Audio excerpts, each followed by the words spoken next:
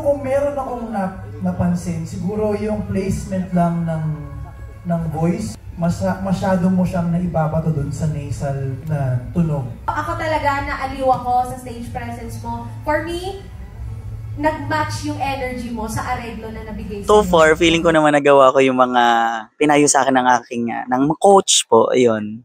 Medyo kinakabahan pero laban lang.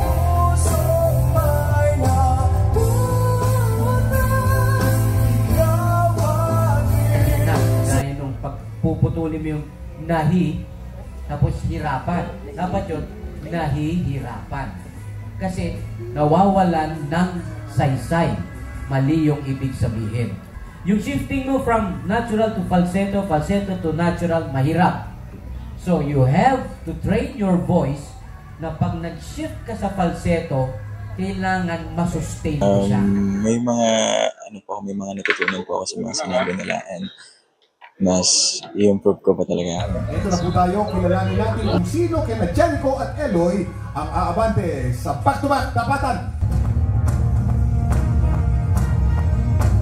Jericho, 9 stars, ikaw ang lalaban sa kampiyon ngayon.